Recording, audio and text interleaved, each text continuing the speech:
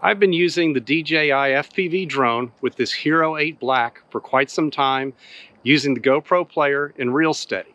I've been extremely pleased with the results over the DJI camera that came with this drone. It's a phenomenal tool, and that's what I use it for. But now the game has changed. Now there's the Hero11 Mini Black. This camera has a ton of new features, and it's comparable weight to the Hero11. It's also way more durable, no screens to break. There is some drawbacks, but for my needs, it really doesn't make a difference. What we're going to do today is I'm going to go over the settings that I use for this camera on this drone and the RealSteady program within the GoPro Player. Let's get started.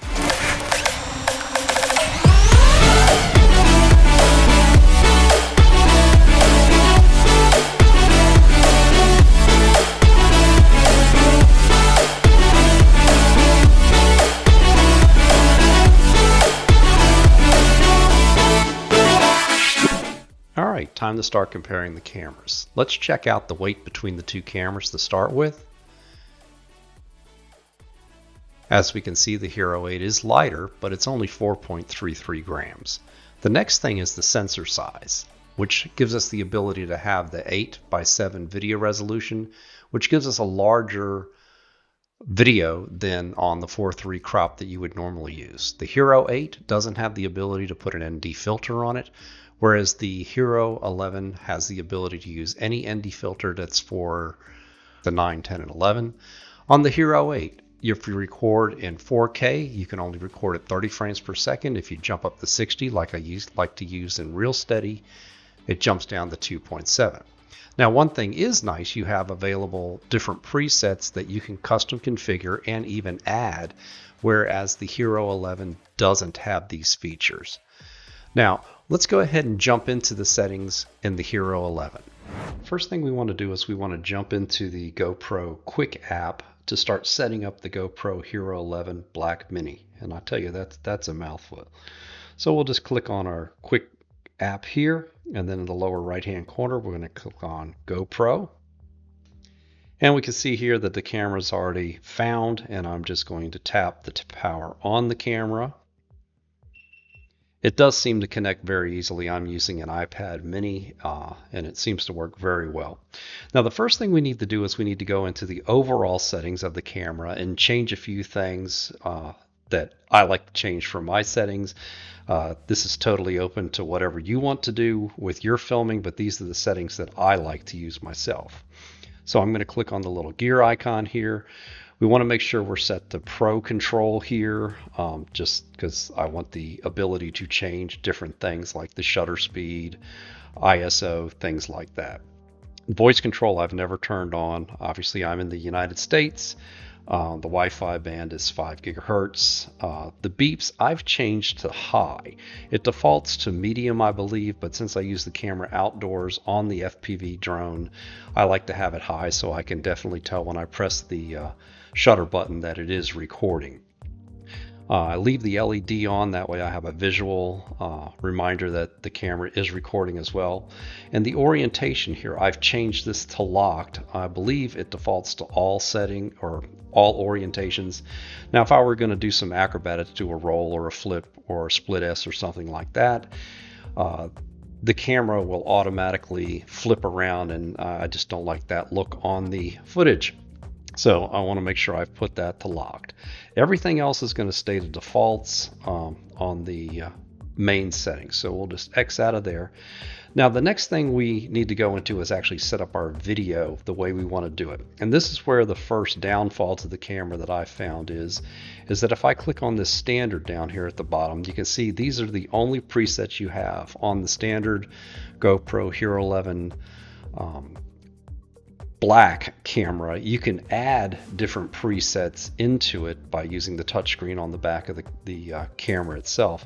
You cannot add any of these presets, and I'm sure this will change in software in time to come. I've watched several other videos where people have not liked this as well.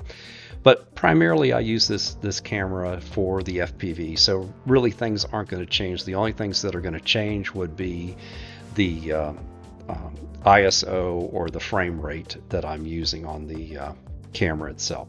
So we're going to click on the little pencil here. And the first thing I want to do is I've got it set to 4K 8.7. That's going to use the maximum amount of the sensor. You can do 5.3, 8.7, but I usually do 4K, which is more than adequate for what I use the camera for. I primarily do real estate type videos and property videos and things like that. So now that we've got that set there, the frames per second, I've got set to 60 frames per second. Now the reason it defaults to 60 frames per second, you can't change it, but I really have found RealSteady, which is in the GoPro Player, works much better at 60 frames per second. I've tried it at 30 frames per second, and I just don't get as smooth as of a video, even though I'm going to be producing it primarily on a 30 frames per second timeline in Premiere Pro. The lens, I like to set it to wide. The distortion can be corrected in the GoPro Player. Hyper smooth, you want to make sure you've turned hyper smooth off. The GoPro Player is going to take care of that for us. So hyper smooth is off, timer is off, which is standard there. Now, I've also turned on the 10-bit here. Now, I've done a few tests between the standard color and the 10-bit color, and you can tell a difference. Where the difference lies is in the shadows. If you're looking at the leaves on trees and things like that, it does look considerably better if you freeze frame it, zoom in, and take a look. So I do recommend turning on the 10-bit. The bit rate I always set to high. The shutter right now in this case I've got set to auto. Now obviously we're filming in 60 frames per second, so I would want to set that to 1/120th of a second and then adjust my ND filters. I've also had very good success on lower light days changing it to 1/60th of a second and using that because I am going to be producing it in a 30 frames per second timeline. But right now for demonstration purposes I'm just going to leave it on auto here. Now down here, the next section we have, I want the ISO minimum. I've set that at 100. Which is obviously the lowest you can go. And then I set the ISO maximum to 400 because anything above 400, in my opinion, it starts to get too grainy. So if my ND filter is not exactly what it needs to be, it can up the ISO slightly to make an internal adjustment. That helps in transitions going from shady areas to sunny areas, possibly going inside a building to outside a building or something like that. So that's what I like to use. The white balance I always set it to auto. If any corrections need to be made, I do that in Premiere Pro after the fact. Sharpness I leave on medium. The color, in this case, I've got it on neutral. Most of my videos I do film in neutral. I don't use the flat profile here. The reason that is basically convenience and time. That my customer base doesn't require high dollar editing. They're mainly real estate videos, and I tell you, the color coming out of this Mini 11 is phenomenal compared to the 10 or even the 8 that I was using before. So that's all you really need to do to get the camera up and running. Now that we've got it running, what we're going to do is we're going to get some footage here, and let's drop it into the GoPro Player and take a look at it. Okay, now we have our footage from the Hero11 Black Mini that we're going to bring into the GoPro Player here with RealSteady. RealSteady is an option that you have to purchase separately on the GoPro website. It is $99, maybe $99.99. I'm not 100% sure, but I do feel it is definitely worth it because of the flexibility it gives you in post-processing. When we set up the camera in the Quick app, we saw we had no stabilization, no horizon lock, none of that. This is going to give us the ability to have all that flexibility with the footage, so if we recorded it one way, we're not locked into it. Now here it says Open Media. I never click on that. I just go to the File Explorer and I just literally drag and drop my footage in. And you can see here it just brings it in the default aspect ratio, which is the 8:7. If you hit the space bar, it'll start to play here. I'll just scrub it forward a little bit here. And we can see that this is totally unstabilized. It's not bad that the DJI FPV is pretty smooth flying the day it really wasn't very windy when I did this. Now, the next thing that I'm going to do in the lower right hand corner here, you can see it says RealSteady. I'm going to click on that, and that's going to turn on RealSteady. And it goes to the default aspect ratio of 16:9. Now, if you click on this here and then advanced settings, I like to usually leave this open. We can see we have several options here. We have horizon leveling, which you can just tick the box there. It defaults to 50% smooth and 50% cropping speed. I normally leave that alone unless I'm looking for a very smooth cinematic video. The lens correction defaults to 100%, which I've never had to change. You can also go down here and click on this and get advanced lens correction and really tweak it out if you want to. But I'll just uncheck that and I'll just reset that. So now we're back to where we were before. And if I hit the space bar, we can see that it's automatically smoothing the video out. Everything's looking pretty good here. And we could go ahead and extract clips from this. Now, when you're filming with a GoPro on a DJI FPV, you don't have the ability to turn on the record and off the record, and sometimes the files can get very large. And one of the things I am liking about the Hero11 Black Mini is that it does make one file. It doesn't segregate it into 3 gig clips, which I thought was kind of interesting. That was a nice plus that we had.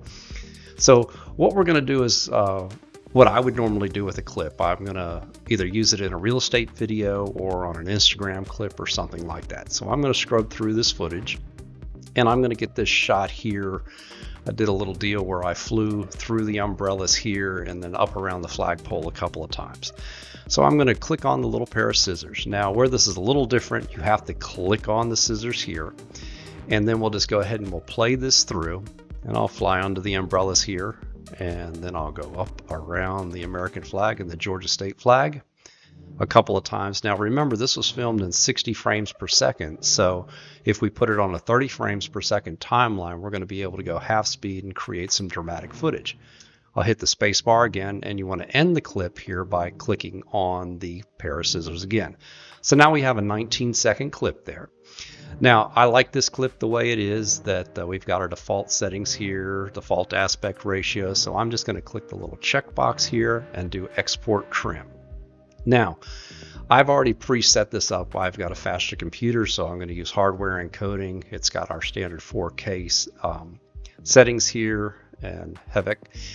So I'm going to send this to the queue here. So now we've got that in the queue. I'll just click on the window here again. Now I want to do this again using the horizon leveling. So I'm going to click apply. Get a little swirl wheel down here. Let's just watch this real quick. Now this gives a totally different feeling to the video with the horizon level, and especially with the flagpole. You can see it's doing a great job of keeping it nice and level. Now, the neat thing that I was saying before is the flexibility. Well, I like that clip too, but when I get into Premiere Pro, which is the editing software that I use, I may want to use the horizon level. I may want to use the FPV with a little bit of tilt right and left. Don't have to worry about it. I'm just going to click on the little check, export trim, send the queue. So now I have both of those in there. Now, the other thing I want to do with this little clip is do a little Instagram teaser. Well, of course, I'm going to need a different aspect ratio. Well, now down here at the bottom, see it says aspect ratio. I can click on this, and we've got all sorts of different aspect ratios, but of course, we've got the 9:16 for Instagram or any vertical type platform, TikTok or anything that you're going to use. So what I'm going to do is also export this trim here. So I'm going to export it.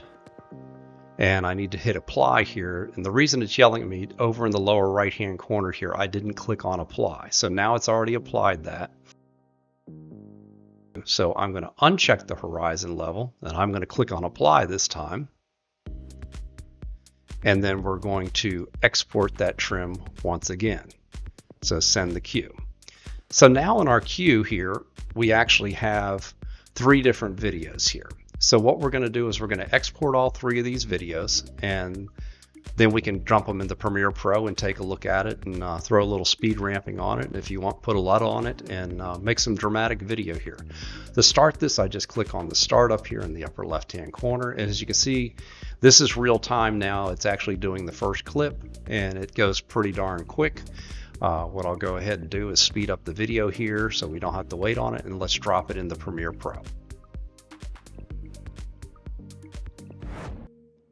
Okay, now that we have some footage from our new GoPro Hero11 Mini, what we want to do is drop it in the Premiere Pro or whatever editing software that you're going to use. As you can see here, I've got a 29.97 frames per second timeline. I also have a 59.94 60 frames per second timeline. This is just my little junk project that I use to play with clips and see how they're going to look.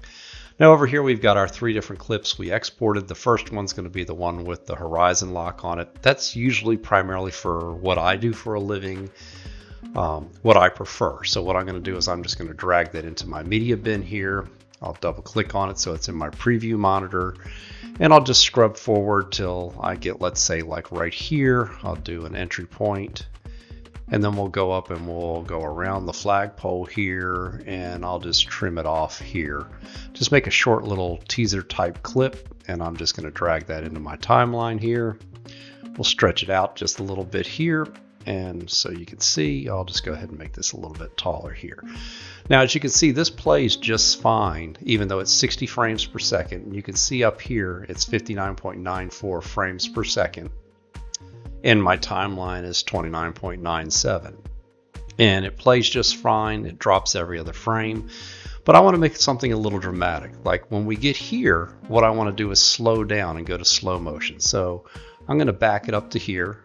I'll right click on this, time, click on speed. If I hold the control key down when I click, that's going to separate the timeline, same as using your pen tool.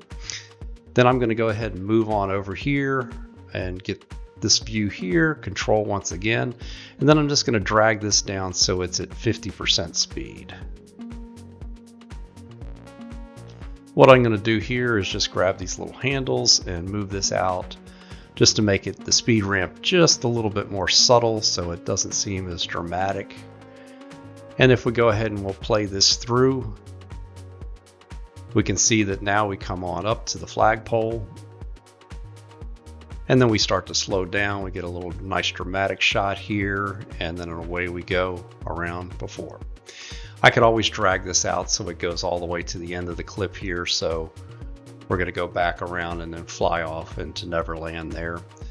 Now, the other thing you can do with this now, as you see, the color is extremely good on this right out of the camera. I'm going to go ahead and zoom into 200% here. And you can see how nice and clear the sky is. It looks realistic to me.